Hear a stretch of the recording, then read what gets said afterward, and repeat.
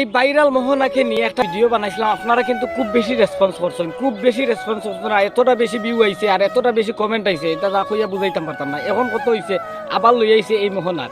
আসলে আপনারা যে মোহনাটারে কইছিলাম যে মোহনার বিচার চাইতো, এই মোহনাটার সঠিক বিচার চাই। আসলে ভাই এই মোহনার কিন্তু সঠিক বিচার এই বাংলার মাটিতে হইতো নাই। কইবা যে খিলা, এই ভিডিওটা আপনারা দেখুক আর দেখলে বুঝতে পারবা এই মোহনার বিচার কিন্তু এই বাংলার মাটিতে হইতো নাই। চারজন, আপনি একজনের রিমান্ড কেন করবেন? আমরা প্রাথমিক ধারণা করা হচ্ছে ওনার কাছে আমরা তথ্য পাবো। এক নাম্বার আসামিকে আপনি রিমান্ডে না চাইয়া বাকি 4 নাম্বার আসামিকে কেন চাইবেন? আমরা একজন করে চারজনকে চাইলে সমস্যা কি ছিল?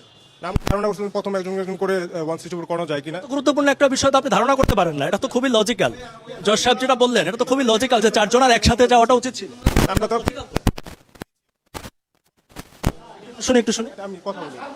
আপনি একজনের রিমান্ড আবেদন কেন করলেন? আসামি যেখানে আসামি যেখানে 4 জন, আপনি একজনের রিমান্ড আবেদন কেন করলেন? আমরা প্রাথমিক ধারণা করা হচ্ছে ওনার কাছে আমরা তথ্য পাবো।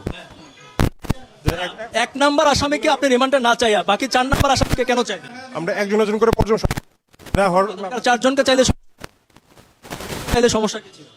ধারণা করছিলাম প্রথম একজন করে 164 করানো যায় কিনা। গুরুত্বপূর্ণ একটা বিষয় তো আপনি ধারণা করতে পারেন না, এটা তো খুবই লজিক্যাল। জজ সাহেব যেটা বললেন এটা তো খুবই লজিক্যাল যে 4 জন আর একসাথে যাওয়াটা উচিত ছিল। আমরা তো একটা মামলার 1 নম্বর আসামি, 2 নম্বর আসামি, 3 নম্বর আসামি বাদ দিয়ে সাসপেক্টেড 4 নম্বর আসামির রিমান্ড আবেদন করা হয়েছে।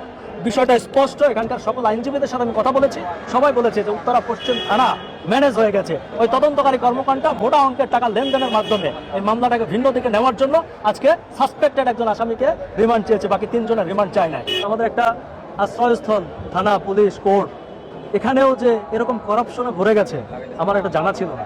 আজকে সকাল থেকে কোর্টে আমি আছি, আমি জানতাম যে মোহনার উপর যে টর্চারটা হয়েছে, যেভাবে খুন্তি পোড়া দেওয়া হয়েছে, এই আসামিদের আজকে রিমান্ড হবে।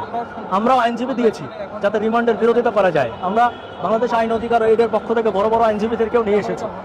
আমরা কোর্টে ওঠার পরে, দুপুর 2টার পরে ইজলাসে ওঠার পরে জানলাম যে তাদের রিমান্ড আবেদন করা হয়নি, করা হয়েছে সাসপেক্টেড একদম কাজের কুয়াকে।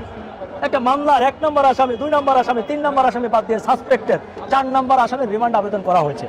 বিষয়টা স্পষ্ট, এখানকার সকল আইনজীবীদের সাথে আমি কথা বলেছি, সবাই বলেছে যে উত্তরা পশ্চিম থানা ম্যানেজ হয়ে গেছে। ওই তদন্তকারী কর্মকাণ্ডটা মোটা অঙ্কের টাকা লেনদেনের মাধ্যমে এই মামলাটা। ভিডিওটা তো আপনারা দেখছেন, টাকা থাকলে সবকিছু সম্ভব, টাকা যদি থাকে আপনার সবকিছু সম্ভব। ফাঁসির আসামিও বাঁচতে পারে যদি টাকা থাকে আর ক্ষমতা থাকে। হ্যাঁ, এটা আবারও প্রমাণ হইল।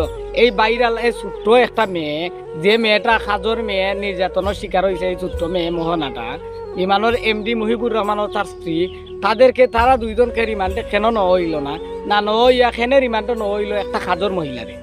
আবারও ফাইসা গেল আর একটা খাজর মহিলা, গরিব একটা মহিলারে ফাঁসাইয়া দিলাইল, দিয়া কিন্তু তারা শেষমেশ বাঁচি গেল রিমান্ড থাকে। এখন কথাটা হয়েছে ভাই, এই যে বাংলাদেশের বিচার, এই ছোট্ট মেয়েটা কি বাংলার মাটিতে বিচার পাইবে না? এই বাংলার মাটিতে কি গরিবের কোনো বিচার হয় না? আপনারা অবশ্যই কমেন্ট করি আপনারা মতামতটা জানাইয়া যাইবা। আর মোহনার বিচার যদি চাইয়া থাকেন আপনারা, অবশ্যই এই ভিডিওটা তো রেসপন্স আপনারা করবা।